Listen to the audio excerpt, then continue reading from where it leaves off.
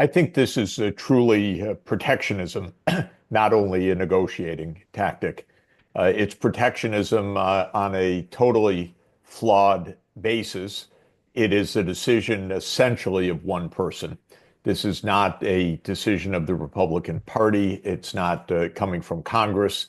It's not a reflection of the business community. It's not a reflection of interest groups around the president.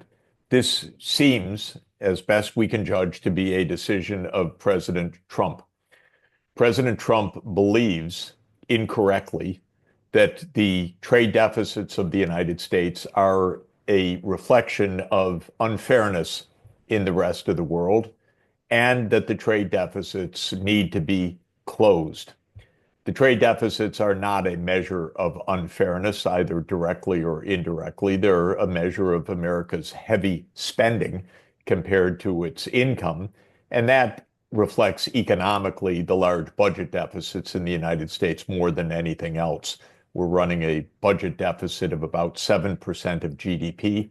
That means that the US government is borrowing heavily to transfer money to the private sector or to the domestic economy, and that leads to overspending. It's as if the federal government is the credit card of the country, and we're running up our credit card debt. So Trump interprets this as unfairness. He looks and says, well, if China's running a trade surplus, they're cheating us. This is extremely primitive thinking. And the question comes, how can the United States be in such a primitive political state of affairs that one person's ideas, especially mistaken ideas, apply? And that's a related question. My answer is that our political system has become deeply corrupted. Congress is mostly interested in campaign financing. And the system has become overtaken over decades by the security state.